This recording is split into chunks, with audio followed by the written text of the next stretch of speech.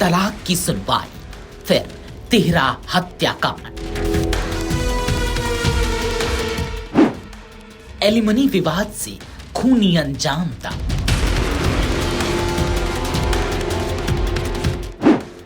Court की सुनवाई के बाद क्या हुआ?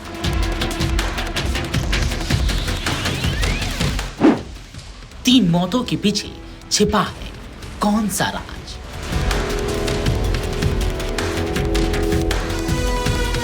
लखनऊ के चर्चित तिहरे हत्याकांड और आत्महत्या मामले में पोस्टमार्टम रिपोर्ट ने कई अहम खुलासे किए हैं। एक ही परिवार के तीन लोगों की मौत के बाद अब पुलिस की जांच पारिवारिक कलह, तलाक के विवाद, गुजारा भत्ता और आर्थिक तनाव के इर्द गिर्द घूम रही है। पोस्टमार्टम रिपोर्ट के मुताबिक दिव्या और तुलिका के सिर में गोली फंसी मिली, जबकि मानस के सिर से गोली आर पार हो गई थी। दिव्या के चेहरे और सिर पर चोट के 6 निशान भी मिले हैं। पुलिस की शुरुआती जांच के मुताबिक मानस वाजपेयी ने पहले अपनी पत्नी दिव्या मिश्रा की गोली मारकर हत्या की और इसके करीब 30 मिनट के भीतर घर पहुंचकर बहन तुलिका की हत्या करने के बाद खुद को भी गोली मार ली। दिव्या एक बैंक में रिलेशनशिप मैनेजर थी, जबकि मानस एसबीआई के ऑडिट विभाग में कार्यरत था।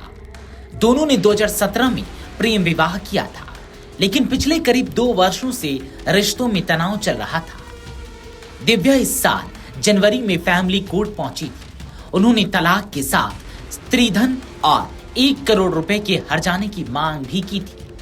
दूसरी तरफ मानस पत्नी से अलग नहीं होना चाहता था। उसने मार्च में पत्नी के साथ रहने की अर्जी भी अदालत में दी थी। दोनों के बीच विवाद लगातार बढ़ता गया और 18 अगस्त को पारिवारिक न्यायालय में सुनवाई के दौरान गुजारा भत्ता यानी कि एलिमनी को लेकर बहस होने की बात सामने आई है।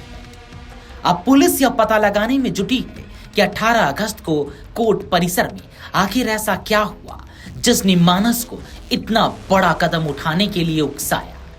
पुलिस ने दोनों पक्षों के वकीलों से संपर्क किया है और कोर्ट परिसर के सीसीटीवी फुटेज भी खंगाले जा रहे हैं। जांच का मकसद यह पता लगाना है कि सुनवाई के दौरान पति पत्नी के बीच कोई तीखी कहासुनी या दूसरी घटना तो नहीं हुई थी। परिवार के मुताबिक मानस अपनी छोटी बहन तुलिका के बेहद करीब था। माता पिता की मौत के बाद तुलिका की मानसिक स्थिति खराब हो गई थी और उसका इलाज चल रहा था। मानस उसकी देखभाल करता था। रिश्तेदारों का कहना है कि पत्नी चाहती थी कि मानस उसके साथ अलग रहे, जबकि मानस बहन को अकेला छोड़ना नहीं चाहता था। इसी मुद्दे को भी दंपत्ति के बीच विवाद की एक वजह बताया जा रहा है। मानस और दिव्या के रिश्ते में खटास की शुरुआत करीब 5 साल पहले गर्भपात के बाद बढ़ने की बात सामने आई है। इसके बाद दोनों के बीच दूरी बढ़ती गई। मानस के माता पिता की भी कुछ वर्षों के अंतराल में मौत हो गई। इन घटनाओं के बाद परिवार का मानसिक और भावनात्मक दबाव बढ़ा। पुलिस को मानस के घर से 2 पिस्तौल और 1 तमंचा मिला है। पुलिस के मुताबिक उसके पास शस्त्र का लाइसेंस नहीं था। जांच अब उस दिशा में भी आगे बढ़ रही है कि तीनों हथियार मानस तक कैसे पहुंचे और उसने हत्या की योजना के लिए हथियार कब और कहां से खरीदे। दिव्या की हत्या के बाद मानस ने कथित तौर पर व्हाट्सएप स्टेटस लगाया था, जिसमें पत्नी पर धोखा देने का आरोप लगाया और इसके बाद खुद और बहन को मारने की बात कही। इसी स्टेटस के बाद रिश्तेदारों को घटना की जानकारी हुई और वे मानस के घर पहुंचे। दरवाजा अंदर से बंद था, जिसे तोड़कर परिजन अंदर गए तो मानस और तुलिका के शव मिले। घटना के बाद पोस्टमार्टम हाउस पर दोनों पक्षों के रिश्तेदारों के बीच भी तनाव देखने को मिला। मानस और तुलिका के पोस्टमार्टम में देरी को लेकर परिजनों ने हंगामा किया, जिसे पुलिस ने हस्तक्षेप कर शांत कराया। बाद में दोनों पक्षों के शवों का अंतिम संस्कार अलग अलग किया गया। फिलहाल पुलिस दोनों पक्षों के बयान दर्ज करने की तैयारी में है।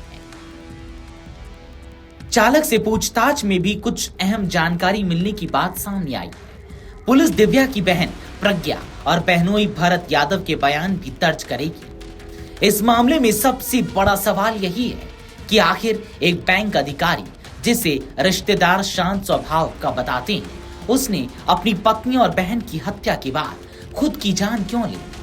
पुलिस तलाक के मुकदमे, एलिमनी विवाद, पारिवारिक तनाव, हथियारों की खरीद और 18 अगस्त की कोर्ट सुनवाई को जोड़कर पूरी कड़ी तलाश रही है। जांच पूरी होने के बाद ही इस खौफनाक वारदात की असली वजह पूरी तरह सामने आ सकेगी। Video desk Amar Ujala dot com. अगर आप ये वीडियो YouTube पर देख रहे हैं तो हमारे चैनल को सब्सक्राइब कर बेल आइकन दबाएं और Facebook पर देख रहे हैं तो हमारे पेज को लाइक करें। अगर आप ये वीडियो YouTube पर देख रहे हैं तो हमारे चैनल को सब्सक्राइब कर बेल आइकन दबाएं और Facebook पर देख रहे हैं तो हमारे पेज को लाइक करें।